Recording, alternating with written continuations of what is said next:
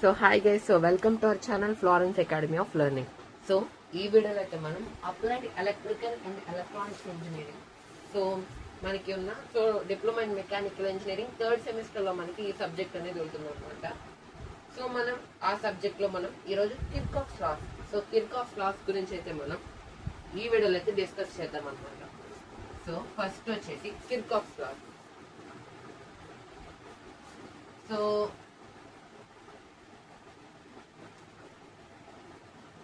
Kirchhoff's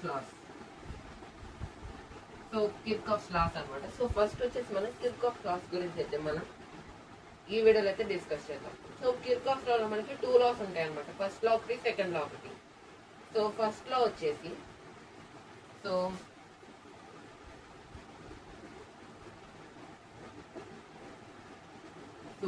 Kirchhoff's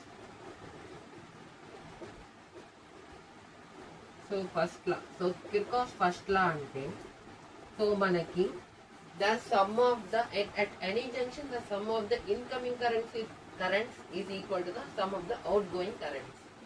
అంటే at any junction the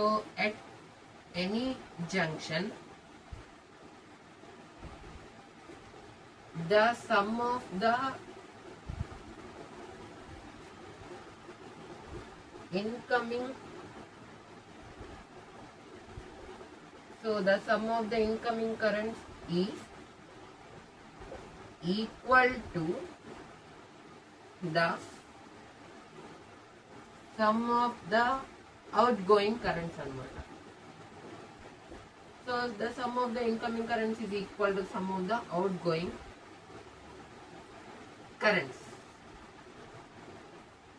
అంటే some of the at any junction అంటే ఒక జంక్షన్ పాయింట్, ఇక్కడ ఒక జంక్షన్ పాయింట్ అనుకోండి, కరెంట్స్ ఒక 2 కరెంట్స్. సో ఇది జంక్షన్ పాయింట్ అనుకున్నాం కదా. సో ఒక 2 కరెంట్స్ అంటే 2 కరెంట్స్ I1 I2 అనేవి ఒక 2 కరెంట్స్ అన్నమాట. అట్ ఎనీ జంక్షన్ వచ్చి I1 I2 వచ్చి ఈ జంక్షన్ దగ్గర కలుసుకున్నాయి.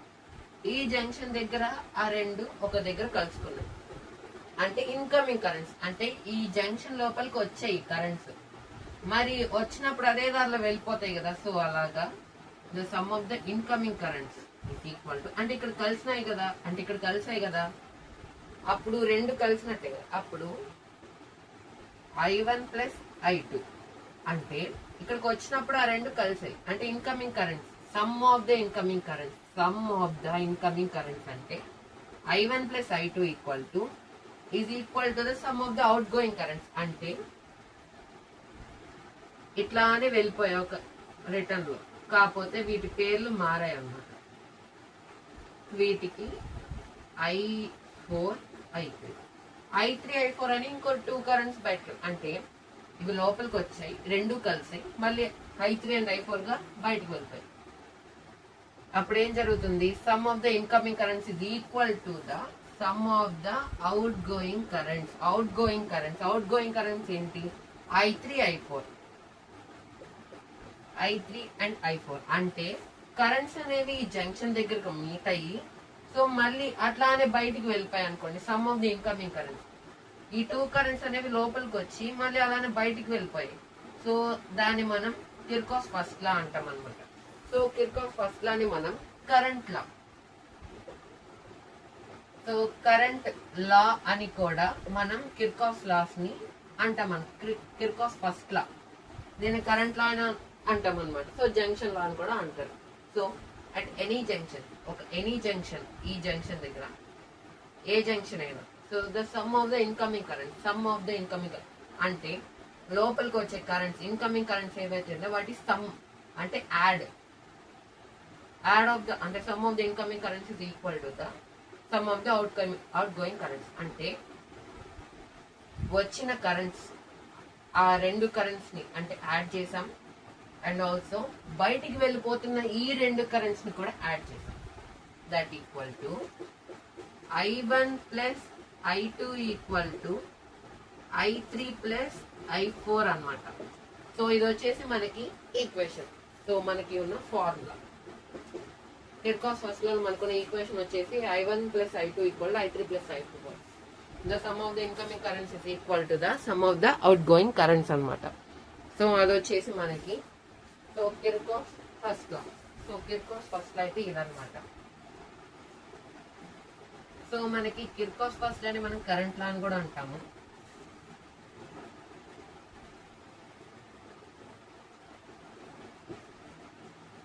So Kirchhoff's second law. So second law అన్నమాట, కిర్కాస్ సెకండ్ లా. సో దీన్ని మనకి వోల్టేజ్ లా అని, సో మనకి కిర్కాస్ సెకండ్ లా అని అంటాం అనమాట. సో కిర్కాస్ సెకండ్ లా అని అంటాం. దీనికి డెఫినేషన్ వచ్చేసి నేను closed loop the algebraic some of the voltages is 0. The algebraic sum of the voltages is 0 అన్నమాట. So in any closed loop అంటే in any closed loop. So మనకి ఒక సర్క్యూట్ అనేది మన ఒక సర్క్యూట్ ఉందనుకోండి. సో ఆ సర్క్యూట్ లో అది క్లోజ్డ్ సర్క్యూట్ అయి ఉండాలి. సో క్లోజ్డ్ సర్క్యూట్ లో in any closed loop the algebraic sum of the voltages is 0. Algebraic sum of the voltages అనేది సో మనకి algebraic sum of the voltages అంటే అది V1 అయ్యొచ్చు, V2 అయ్యొచ్చు. So algebraic sum of the voltages is 0. Algebraic sum of the voltages is 0. ఎందుకు అంటే so మనం first వచ్చేసి డెఫినిషన్ చూద్దాం. సో డెఫినిషన్ వచ్చేసి in any closed loop. So in any closed loop the algebraic sum of the algebraic sum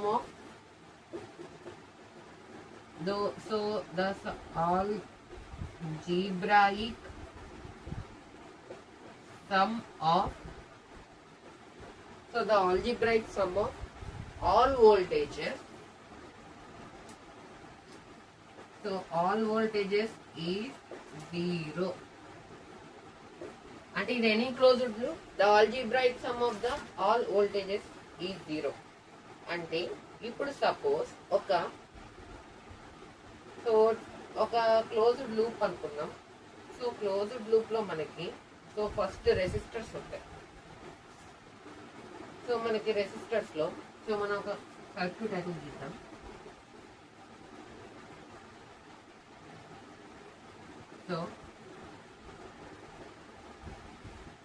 so ఈ పెద్ద గీత వచ్చేసి positive, ఈ చిన్న గీత వచ్చేసి నెగిటివ్ బ్యాటరీలో.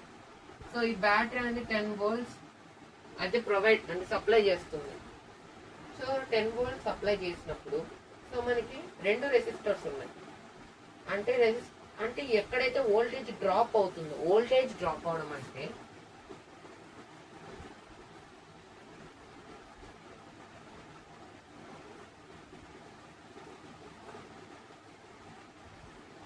వోల్టేజ్ డ్రాప్ అవడం అంటే ఇది వచ్చేసి రెసిస్టర్ 1, ఇది వచ్చేసి రెసిస్టర్ 2. ఈ 10 volts అంటే ఇక్కడ ఈ సర్క్యూట్ లో ఫ్లో అవుతుంది. సో ఫ్లో అయినప్పుడు ఏం జరుగుతుంది? I. సో I అనే కరెంట్ అయితే సో వోల్టేజ్ నుంచి ఫ్లో అవుతుంది. సో వోల్టేజ్ ఎక్కడ డ్రాప్ అయింది? R1 లో వచ్చేసి మనకి 4 volts అయితే డ్రాప్ అయిపోయింది. అక్కడే 4 volts అయితే పోయాయి అక్కడే. దాని తర్వాత R2 లో ఒక 6 volts అయితే పోయాయి. సో డ్రాప్ అయ్యాయి అనమాట. సో డ్రాప్ అయినప్పుడు ఏం జరుగుతుంది? Algebraic some of supply voltage equal to total voltage drop. అంటే సప్లై చేసిన voltage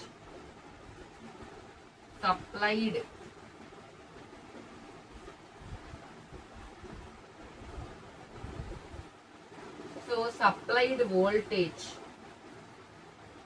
equal to total voltage drops. Total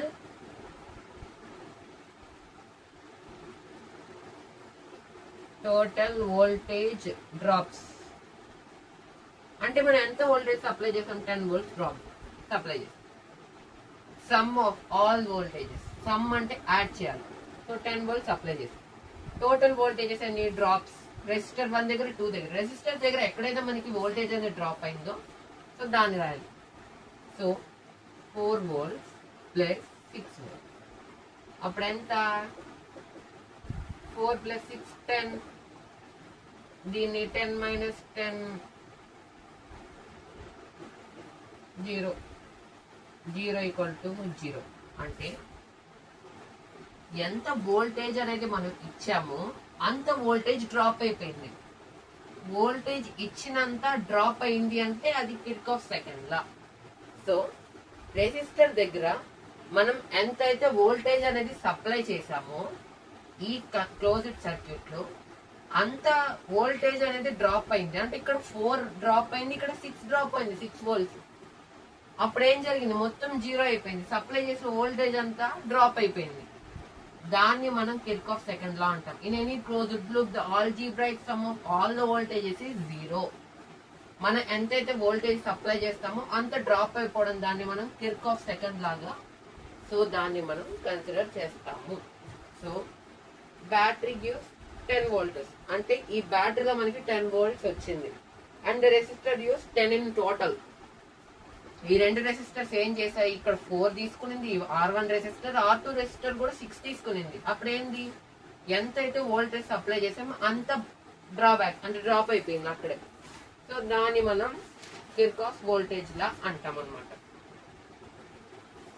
so second law, Kirchhoff second లాని వోల్టేజ్ లా అని కూడా అంటాం. సో నెక్స్ట్ వచ్చేసి parallel connection, parallel circuit, series. Parallel connection, series connection. So series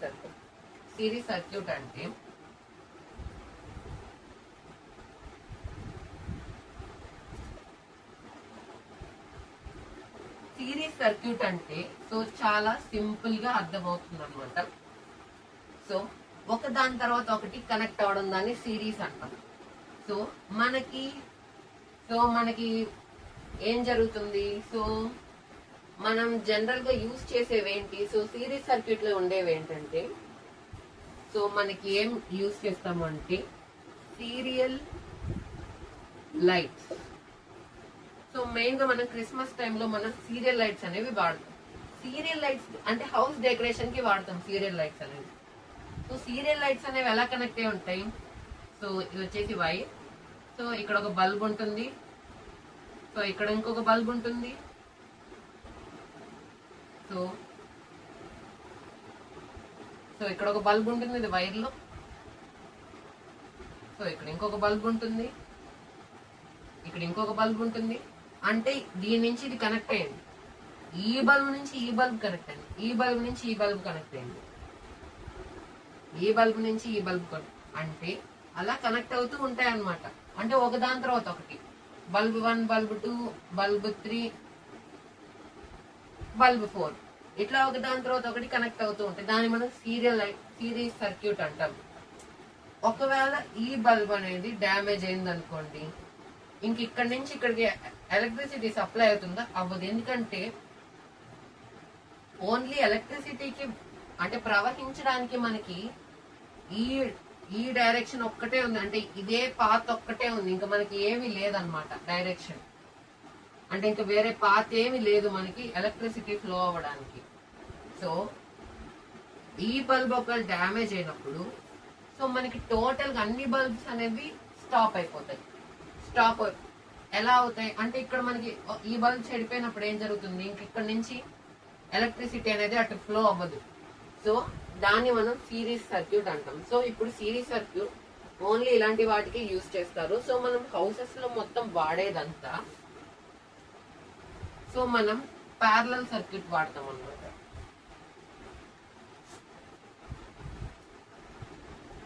so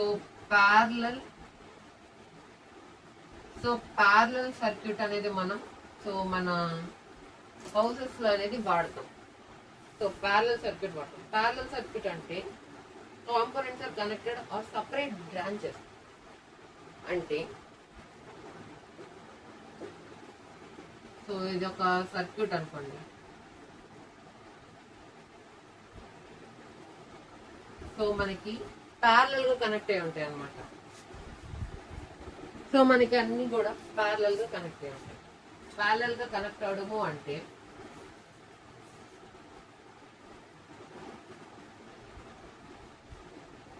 ఇక్కడ ఒకటి,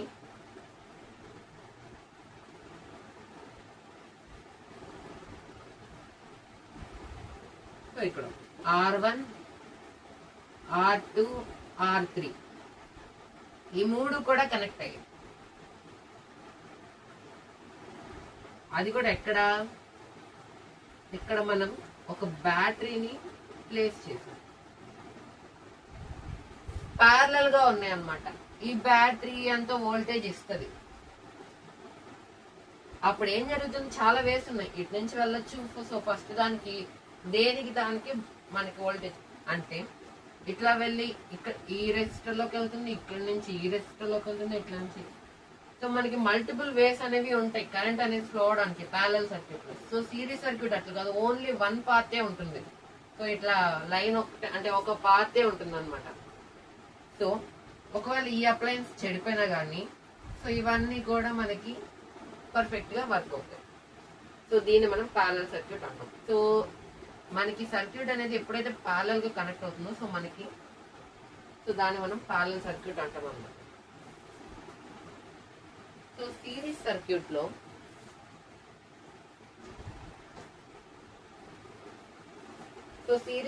లో మనకి ఫార్ములా ఏంటంటే టోటల్ రెసిస్టెన్స్.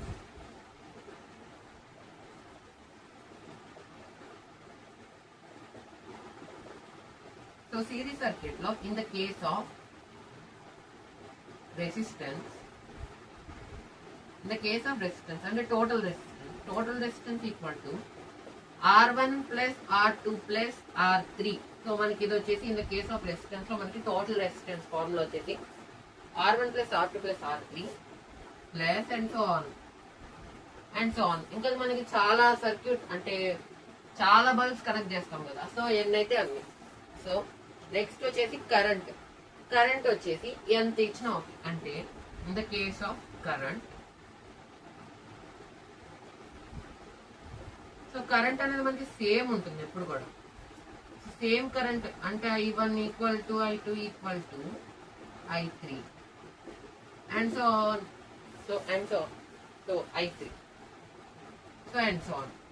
సో మనకి ఏంటంటే రెసిస్టర్స్ అనేవి మనకి ఎన్ని ఉంటాయో అన్ని, అంటే ఎన్ని మనం కనెక్ట్ చేస్తే అన్ని అనమాట రెసిస్టర్స్. సో నెట్ కరెంట్ వచ్చేసి మనకి సేమ్ ఉంటుంది ఎప్పుడు కూడా, I1 equal to I2 equal to I3. Next వచ్చేసి వోల్టేజ్ వచ్చేసి సో మనకి టోటల్ వోల్టేజ్ వచ్చేసి VT equal to V1 plus V2 plus V3. So మనకి ఇది వచ్చేసి టోటల్ వోల్టేజ్ అనమాట. అదే కానీ మనం ప్యారలల్ సర్క్యూట్ లో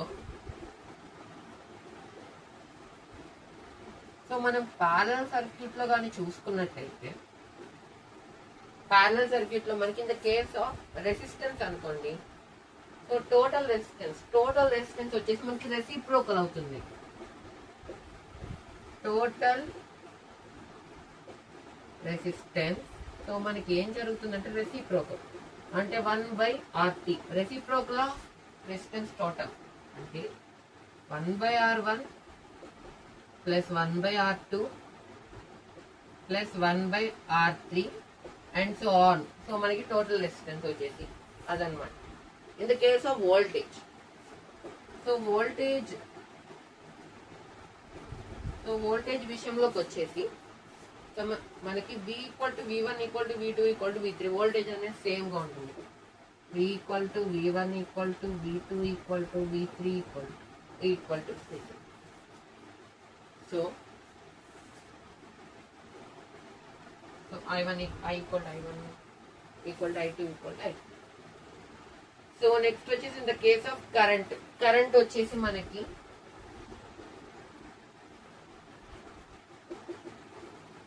I equal to I1 plus I2 plus I3. So మనం ఇది వచ్చేసి రాస్తాం అన్నమాట.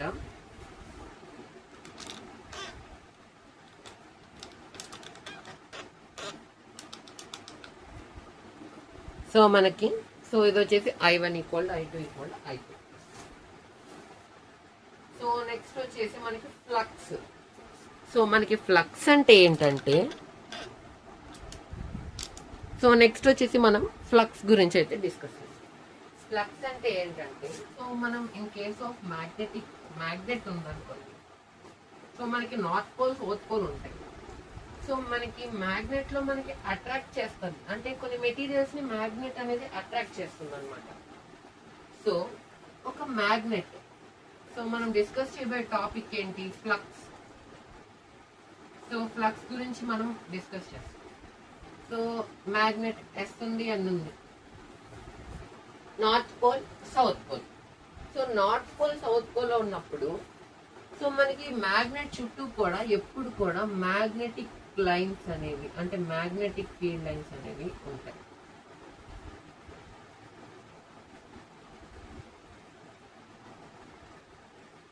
సో మనకి మ్యాగ్నెటిక్ ఫీల్డ్ లైన్స్ అనేవి ఉంటాయి అన్నమాట.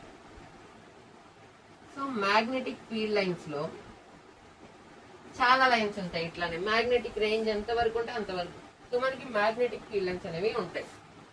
సో మ్యాగ్నెటిక్ ఫీల్డ్ లైన్స్ ని దాన్నే మనం ఫ్లక్స్ అంటాం. ఒక మ్యాగ్నెట్ చుట్టూ గానీ సో మనకైతే మ్యాగ్నెటిక్ లైన్స్ అనేవి ఉన్నప్పుడు సో దాన్ని మనం ఏమంటాము అంటే, సో మ్యాగ్నెటిక్ లైన్స్ అనేవి అంటాం అన్నమాట.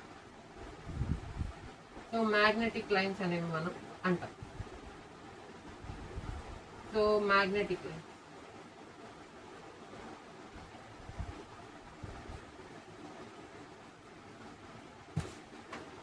సో దాన్ని మనం మ్యాగ్నెటిక్ లైన్ అంటాం.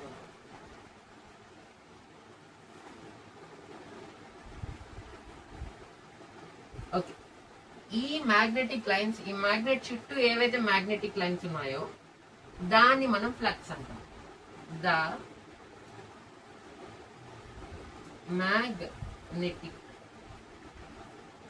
So the magnetic lines of force, అంటే ఇవి మ్యాగ్నెటిక్ లైన్స్ అనేవి ఏంటి, ఫోర్స్ అంటే ఫోర్స్ యాక్ట్ చేస్తున్నప్పుడు మనకి మెటీరియల్ దానికి అట్రాక్ట్ అవుతుంది. The magnetic lines of force is called flux. So flux అంటే ఏంటి, the magnetic lines of force is called flux అన్నమాట. సో మనం దీన్ని ఫై అనే లెటర్ తో మనం దీన్ని ఇండికేట్ చేస్తాం.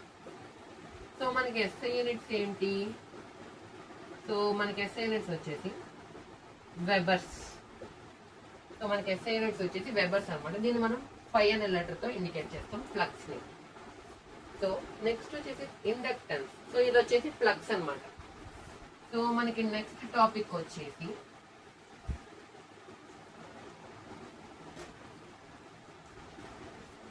ఇండక్టెన్స్.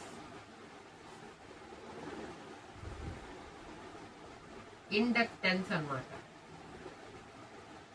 సో మనకి నెక్స్ట్ వచ్చేసి ఇండక్టెన్స్ అన్నమాట. సో మన topic, A coil opposites a sudden change in current due to its magnetic field. A coil opposes a sudden change in current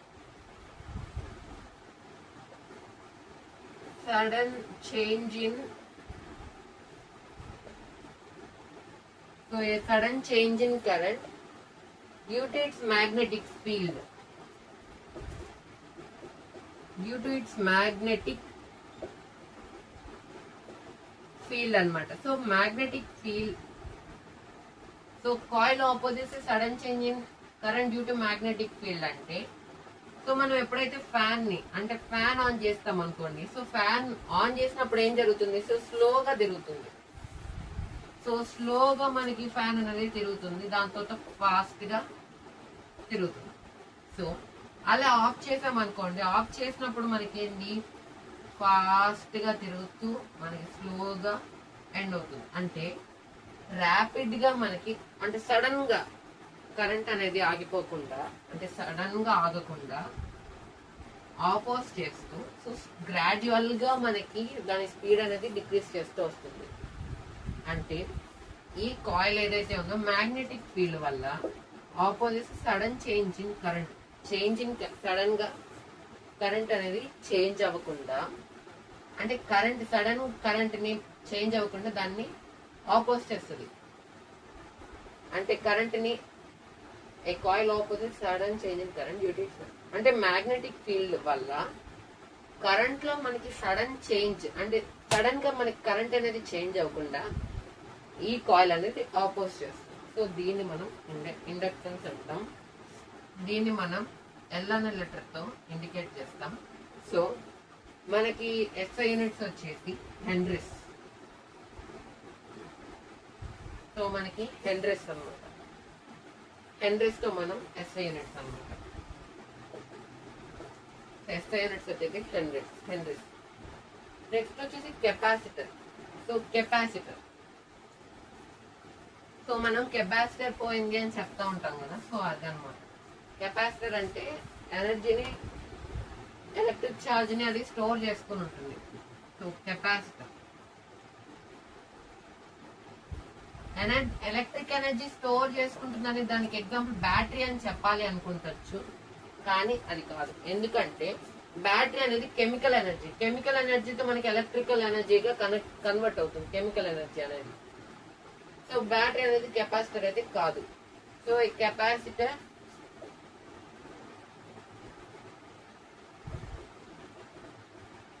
that